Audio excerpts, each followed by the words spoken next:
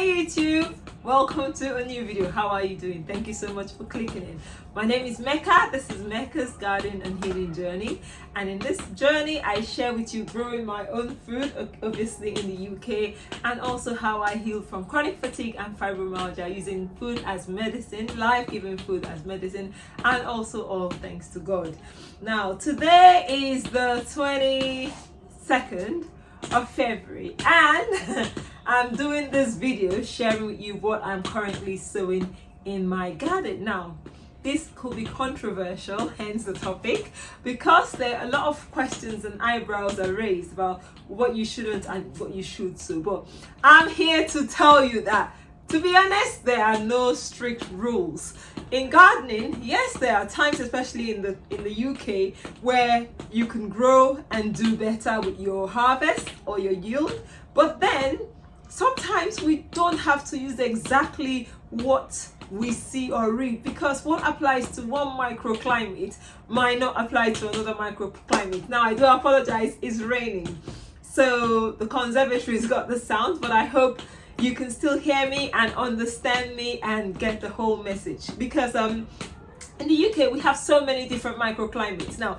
it's different from the USDA when they give you like a zone 8 or zone 9 and zone 6, and it's a lot more concrete. But whereas here, if you have like an open space like my allotment, the temperature shifts between my allotment and my home garden is almost 5 degrees different, and this is only a mile apart, like literally a mile away from my home. So if I apply the same rules to growing outdoors at my allotment as I apply to the house, some things will definitely not survive outdoors, because when there's a frost, it's really bad. Even if it's not frosty here in my garden, it will be frosty at the allotment. Anyway, enough said. So I'll share with you what I'm growing now and what we want to sow today. The most controversial of them all is what we're sowing today. So currently I have up and going, I have some hot peppers. Now these are hot spicy habaneros. They look a bit purpley simply because they've been exposed to cold nights in the conservatory. They were upstairs and I've just brought them out, and they're a bit like shocked by the temperature shift. If it gets too cold, if we have a frost, I'll take it away from my conservatory, because my conservatory is not heated. I'll put it indoors overnight and bring it back out. But they have been reported. So originally, I start my peppers like so. I start them just like that. I use one pot and I plant them multi-sow, and then I prick them out. So I'll put a little clip on how I do that.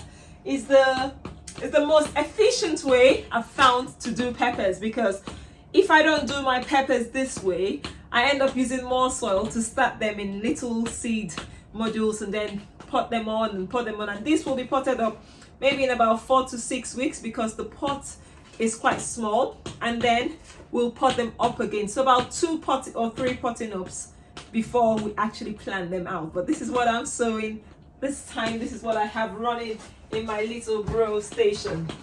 Now guys, this is my little new grow shelf. I really love it. I just got it. Previously I've only grown things in my windowsill upstairs in the winter, and then we just sort of bring them out, and it takes the whole room is taken over. But this setup should hopefully relieve that pressure, so I'm really pleased about it. But you know what, there's no pressure. This is taking me nearly 7 years to get to this point from when I started growing in the UK. So you can still grow lots of food, and even without this, last year I shared how I've actually grown. I harvested about 3,500 pounds worth of food produce. Yeah, this is from June till November. I calculated it using supermarket organic like for like, and I actually used things like Lidl, so I didn't go for the expensive supermarket. I used cheap organic supermarket produce like things like Lidl and Aldi. And guys, I harvested that much with herbs. I think my biggest yield money wise was herbs, and also my tomatoes, peppers, actually pretty much everything I grew, and the fruits. Yeah, lots of fruits, apples, blackberries, lots of raspberries and blackberries and blackcurrants. So yeah, so you can grow anywhere. Anyway, next to what we're growing this time of the year, I'm just gonna bring them all up. So these next we have some onions. These are Bedfordshire Champions, guys. I don't really I haven't gotten a special variety. I just buy whatever is on offer. So same as I do with the peppers, I plant my onions in a bulk, like multi-sow in a little pot, and then I pot them up. And this is what I've done today.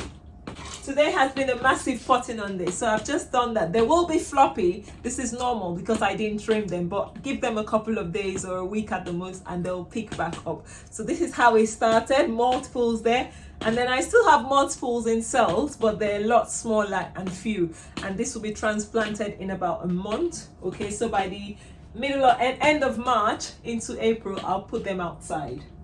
For 4 years I have grown sweet potatoes. I've started initially with the white ones because those were the ones I was used to and they were easy to grow. But last year, for the first time, I grew the purple variety. This is essentially how you start your sweet potato. I use some soil. I don't use water. The water rooting method really didn't work for me. The first year I did, but I got a few. But this year, as you can see, I have, let me bring this closer. Can you see the amount of little, sweet potato growing all over? So you have a better harvest or yield with this, and you have a fantastic root structure already here, although I've only just potted this up a few days ago, so I'm not expecting the roots to be covered there. So this is what we start with. This is these are Jamaican sweet potatoes. I haven't been able to grow them in the past. I'm trying to see if I can. I think because they spray them with anti-sprouting agents, so they don't grow in transit because they travel for a long time before they get to us in the UK. But I'm gonna try. I am not one to give up. So what I did this year differently, I gave this a good wash and actually soaked it in water to try and rinse any of the growth inhibitors on the skin, and then put it in here, and I'll leave it for a couple of weeks. I'll see up to a month what I get. Last year I got a couple shoots, but they were really late, about June, and it was pointless. This one was started in January, and this is started in February. January is the best time. Oh gosh, it's windy outside. January is actually the best time to start your sweet potatoes in the UK because we have a short growing season. So once again, you need things like a heat mat, which I have my previous video sharing my little new setup, and you need grow lights. So I have lights there, down here, and I have lights up, and these are really essential to grow tropical heat loving plants like peppers, sweet potatoes, and not necessarily onions, but other things like tropical things. Now here is a first for me, turmeric. I have never grown turmeric before and I'm growing them. So these are turmerics, these little ones here, and this tall one have ginger. I started them in the last week of December, I believe, and I'm gonna just see what they do.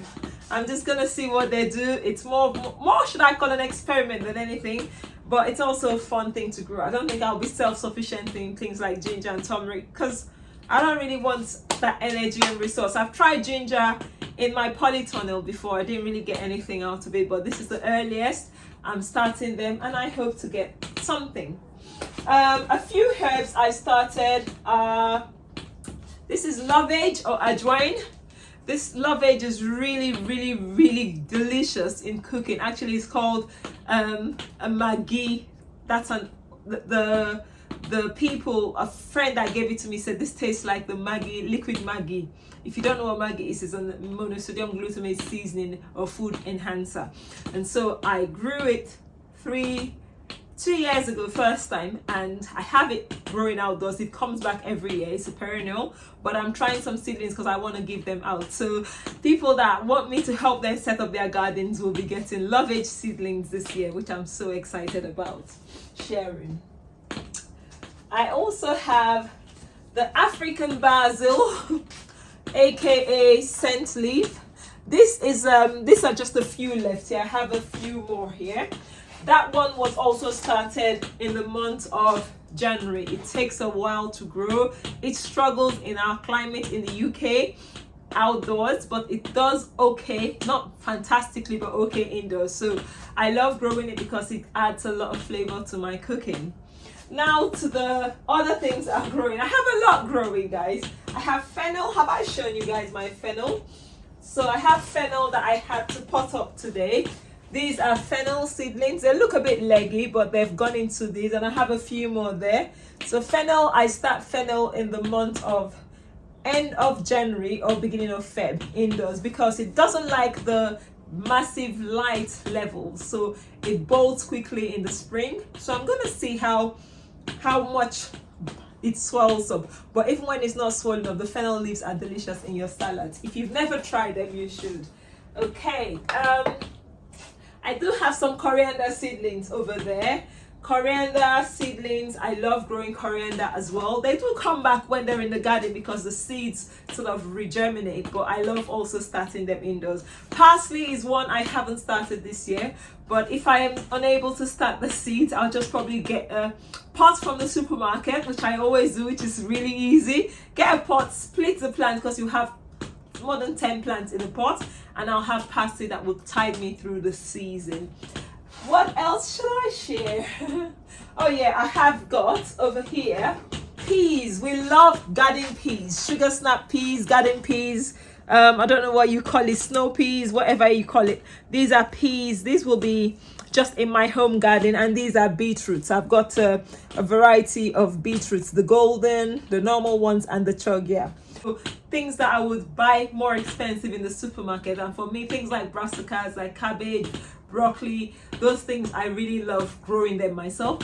And then things that I know I can grow. So I try not to stress too much about a lot of tropical vegetables like greens we have in my country, Nigeria, or other African countries, simply because if I struggle with them, I don't think it's worth my time, and I want to enjoy the growing journey. The things like peas, we can't be self-sufficient. You need a lot of peas. I honestly don't know how the farmers are able to grow so much, and they're so cheap. Like a bag of peas is like £2, even when it's organic. So we just grow them and then enjoy them as an early spring garden snack. It's so delicious. If you've never tried peas in the spring, like grow a few, you will love it. Just eating it off the pod in the garden, the boys and I, we enjoy it all through the spring. So that's why I'm growing it, nothing more. So it's more like our little garden candy. Today's we're gonna be potting up my brassicas. So now brassicas, gosh, brassicas are essentially like one of the biggest crops I grow, because they are healing. So because I had to heal fibromyalgia, chronic fatigue naturally, green leafy vegetables were my mainstay. So I'm going to show you and talk through what I'm growing here in the brassica family. Here we have some red cabbages, not good germination, but I think they're old seeds. That's fine. I'm just going to make the most of what I have, but I have like maybe 7 plants there. I have a different variety of cabbage, so it's not a problem. I also have that's the other cabbage, Calibo cabbage. So it is red as well, but they're the heart-shaped cabbage. They're really delicious. But I struggle with red cabbage actually in my allotment. So I'm not too fussed, but I'm just growing it to see how much I can get. I might get 5 or 6 cabbages throughout the season. No problems whatsoever. Romanasco cauliflower we have here.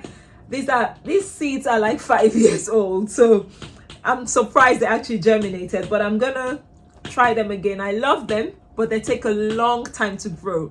I'll try and insert pictures if I can of my previous harvest. So Romanascos, they're like cauliflowers, but they're so different and so beautiful. I have normal white cauliflower here. This is the best way I grow them. I grow a few and then I pick them out and I'll pot them up. And then next we have some violet cauliflowers. Those are so pretty and also high in anthocyanins, which are nutrient dense. I love growing those. So I'm gonna have a few. And then I have wild rockets. Look how pretty they are. These are peppery rockets. You have hundreds and thousands of seeds. Once again, these seeds are 4 years old, but they keep germinating. I think I need to save seeds this year. They're usually perennial, so when I plant them now, they'll last me till next year. The rest of the other brassicas, they're just one harvest, but the rockets can last through the winter. I have a few just sprouting back up at the allotment. So our weather is not that harsh in the winter to get rid of them. I do have some Tuscan kale, which is the black normal kale. Not a good germination there, as you can see. Not brilliant germination, a few gaps, but I have about 7 plants. That should be fine. Red Russian kale, a really delicious kale, but it doesn't like the spring. I hope I'm not being too fast, but I'm just sharing my experiences and sharing how I grow them. So the Red Russian kale does not like the spring. It does better in the autumn. But I'm starting it and I'll probably plant another one later in the year. Same thing with the black kale. The kales, I grow them twice a year. And also the brassica. So there'll be a later sowing for the autumn and the overwintering ones. I have some other dwarf kales, curly kales, the red and the normal green curly kales. And finally, these are my broccoli. These are calabres. That's the proper name. But these are broccoli heads and they're so delicious. I get these cheap seeds from Lidl for the broccolis and they've been one of the best F1 varieties I've ever grown. I don't know what it's called. I'll see if I can put a picture. But if you go to Lidl UK, no ads, you can get them really cheap and they're really good. And you can pick more side shoots throughout the season. Now, let's get to the controversial one, shall we? So, before I start sowing my seeds, I like sort of warming the soil. And ideally, if you can, do that because it prevents shock or the seeds from getting into a cold environment. So I'm sowing tomatoes in February. Last year, I sowed mine, I think the second week of March. So I'm about 3 weeks early this year, but I have sown in February in the past. I haven't noticed a huge difference. My only rationale and confidence which I am sowing my tomatoes in February are two things, okay? One, I have space. I have a shelf that has massive 2 spaces to hold on to the seedlings because they grow really big. And then the second thing is we always have blight. Now, the tomatoes I sowed later last year I actually had some that I sowed in April. I didn't get good yield because we had the blights. We had the early blight, we had the late blight. So my own idea is, because I want to stop or harvest as much as I can before the blight hits, I'm gonna start my tomatoes earlier. So if you do not have sufficient space indoors, tomato plants can be a nightmare indoors because they grow this big and they can be wobbly, and then you have weaker plants when you transplant them out. So I do understand, I know that's one of the reasons it's a big controversial thing, but this is my own rationale and this is why I'm doing it. And also I believe I will be more busy in the month of March, so I'm starting them early. And I started hearing people use the moon the moon size. So I don't know much about it, but actually when you're getting towards the full moon, you have better harvest. I've seen Charles Dowding and another gardener talk about it, because 3 years ago my tomato plants were flopped. I don't know if it was the soil or the time, but since then I started like aiming towards the full moon to plant. So that is just my little, I don't know what to call it, experiment. Let's sit and talk about tomatoes, because this is one topic that a lot of people still have arguments over. There's no need, like when you're growing at home, guys, do what works for you, do what you would be happy with and what you can manage. It's not about, oh, everyone's doing it. And I agree, it can be really itchy. You can really want to get on with it because we've had a long season where we haven't planted, we haven't had seeds germinate, but we have a lot of other things we can start, like my peppers, the brassicas, so there's no rush. But also I know the need for having fresh tomatoes. We are still eating tomatoes from last year. Last year I harvested, I can't remember, I planted 64 odd plants. I'm not 100% sure, but I wanted 100 if I'm correct this year. So we harvested quite a good amount of tomatoes, and they were the best tasting tomatoes ever, like the best one. I did get a friend that gave us some tomato plants. I didn't really like all the varieties but one, so I saved only that particular seed. It's like it looks like the Amish paste, but it's not. It's a European variety. I don't know the name, and he's not very fluent in English, so he can't tell me what variety is here. However, I don't generally buy tomato seeds because even when they say they're F1, I find when I buy the fruit, I like it, I grow it, and I've had that happen for many seasons with no issues. If you are worried, you can just buy F1 to save your sanity, but you know what? Do what works for you. Once again, it's a free world and gardening should not feel difficult. So last year, the year before last, 2022 December, I went to Borough Market and I got some heirloom tomato seeds. So heirlooms are good because you can replant them. They're not F1 varieties, they're not like hybridized. So I had this one, I called it the ox hat because it's an ox hat shape. I'm not sure what exactly variety is. And this one I called plum initially because it was the shape of a plum. I'll hopefully put a picture there. But it was a San Marzano. It ended up being like really munchy, crunchy, delicious tomatoes. The best and delicious. Like anyone that tried it were like, oh my god, these tomatoes are delicious. We made tomato powder. I made some ketchup. The ketchup was, we still have a jar left. We also made tomato sliced and dehydrated, which is so good as well. We stored in the freezer. And we have just normal tomatoes blended, drained and frozen for making my African stews. We still have them and hopefully they should last us into April.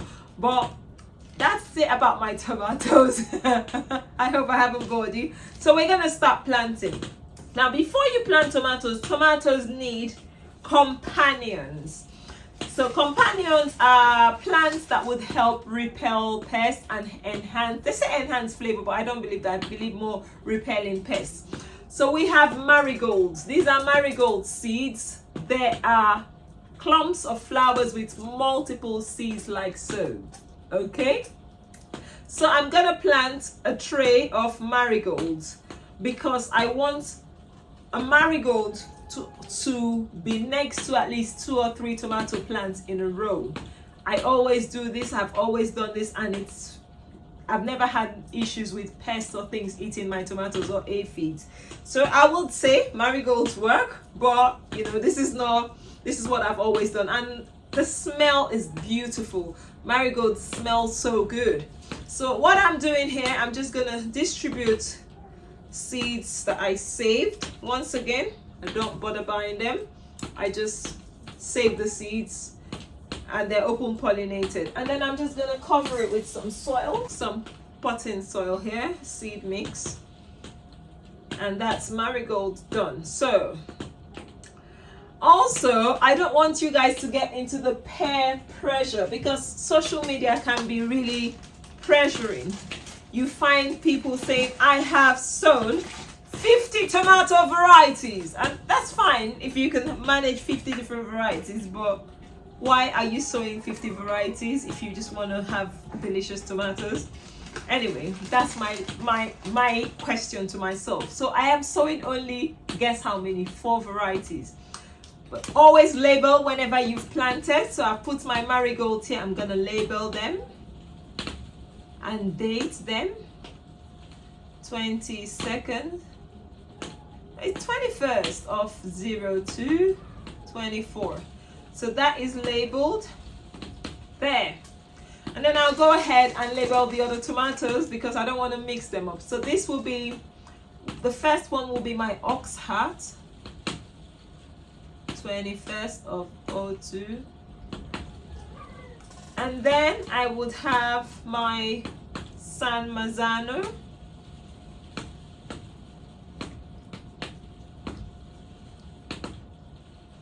and then we have the mystery one. So I'm gonna call it a mystery plum, a mystery paste. It's a paste tomato, and that is, and finally we have this is a Tigrella. I called it Tigrella. Once again, I was gifted this 3 years ago. Loved it. Have been saving the seeds. This is the 3rd year I'm gonna grow it, and it's been delicious. It's not a paste one. I love paste tomatoes because we use a lot of tomato paste and sauces. We don't eat tomatoes that raw. The children snack on it, so we don't do too many cherries. Actually, I won't bother with cherries this year. Last year I planted 2 sun gold Oh God, it's so windy. Sorry about this wind. I planted 2 sun golds and it was nice, but no big deal. If I get one during the plant sale at the allotment, if I get a couple sun golds, fine, but I'm not starting any from seed. I'm not gonna bother managing and nursing sun golds when I don't need so much. So this is the Tigrella. Okay, so label is so important, because trust me, you think you remember. Once you do it, you've forgotten what you put in where. So I always label it.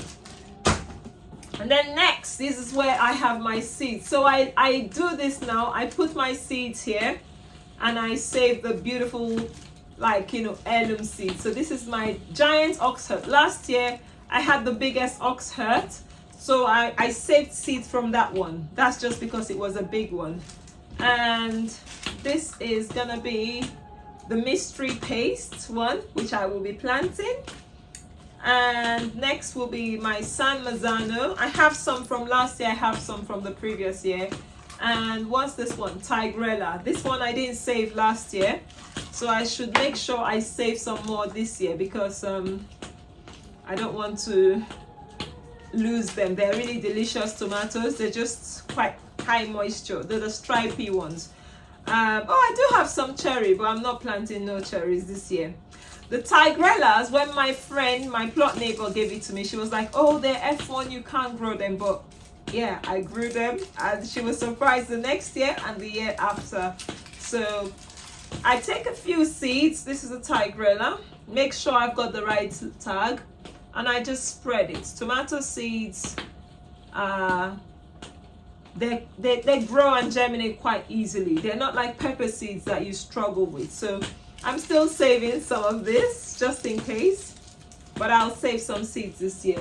And the next thing to do is to lightly cover it with some moist seed compost.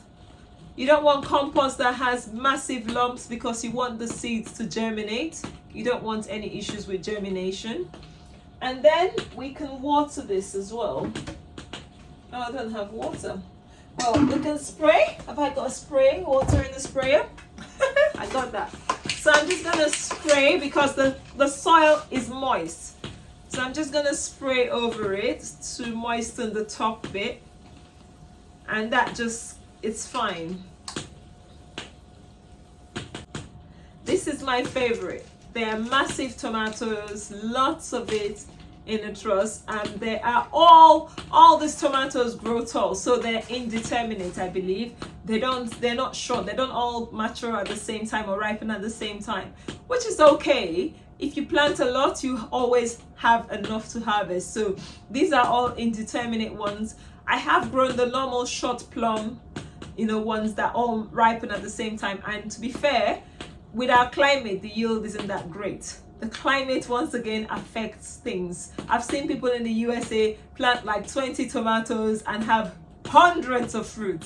Not in this climate in the UK, especially not outdoors. So San Marzano, same thing. I'm just gonna, what I'm doing here now though, I'm cheating. So I have the first generation San Marzano. I'm gonna mix it. I'm just gonna mix it up. That's it. And then the next one on my list will be Oxheart. This is the first generation Oxheart again. I'm just gonna do that. And then the giant Oxheart that I did last year, which was really good. I'm gonna mix the seeds. Also, if I help people set up their gardens, I give them seedlings, so I plant a little bit more generous than I actually do need. So that's something I do. You don't need to plant a lot, but seeds that you save yourself end up being so cheap, you can afford to plant more than you do need, if you get what I mean. This mystery one, it was really good. And like, once again, the blight didn't let me harvest a lot of it. I only got a few, but they were one of the best tomatoes I have seen that are like the rounded ones, like the ones you buy from the supermarket, but they were really pasty. They were not full of moisture and they were delicious. So I don't know what to call it. Leave a comment and let me know what you think we should call it. I call it the mystery paste because I don't know what to call it. So I'm just gonna spread a little bit there. And the plan will be to have 30 of each of these and about 10 of the tigrillas. So I'm gonna have 100 plants ultimately. But because I am starting my tomatoes earlier than normal, this is my plan and this is how I handle things. I'm gonna pot up a few, half of what I need, and leave the other half indoors. So I'm just gonna leave the other half multi-sown in trugs until the risk of frost is fully over, until sometime like mid-May. At that time, my initial plants have made an advance because I'm planting some undercover at home and not many at the allotment. So this way I'm able to manage what I put out and I don't lose my plants if I have a massive frost, which can happen even in May. But obviously the risk of frost should be over where I live in May. Anywho guys, I hope you've enjoyed my little sowing. I'm just gonna go ahead and cover this with soil. Cover these plants with soil if I can. So I'm just gonna put a little bit of soil here, just thin, not too thick, to just cover the plants. Then we don't want to disperse the seeds, so we use a sprayer and just moisten the whole top like so. This is what it's looking like. You can see it's dripping, so it's quite moist, the soil, which is fine because I'm just gonna leave this undisturbed for a few days until we get germination. So this is my most economical way of starting seeds. You use less soil, okay? Less soil to start and less faffing around initially. Once this is done, you need a propagator lid. So essentially you just need a transparent lid that will help retain your moisture. You want the seeds to germinate before you expose them. So this is covered. This will stay nice and toasty on my heat mat. You don't need to have a heat mat, but I am putting it on a heat mat.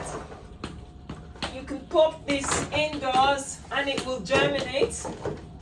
But if you don't have space indoors, then you can wait till you have warmer temperatures to start them. So this is gone on the heat mat. It does not need light to start germinating, but this is where I'm putting it. Now the video is actually a bit long, so I'm not gonna continue here. I'm gonna pot up these brassicas. Do you want to see how I do that? I'll show you just one. There's nothing too fancy. Now there's always like, oh, don't touch the stem. Listen, just handle it with care. Just be gentle. That's all. So I've taken out one clump of my broccoli and I'll make sure I pop the label in a row so I don't miss it. Now what I need to do is use that and make a hole. A little hole to pop this plant each in one plant at a time. Now, because we are planting a lot, get the strongest ones and plant deeply. Your brassicas should go deep so they're not so leggy anymore. Let me show you another one. Let's get another clump out. So these are the clumps. I will also be handling it, just gentle handle. Like you can see roots there. Handling the stems. That's another controversial one. Just be gentle, don't snap it, that's all. And you can separate it like so as much as you can to ensure you still keep the roots. Once you've done that, you make your hole as deep and plant this all the way down.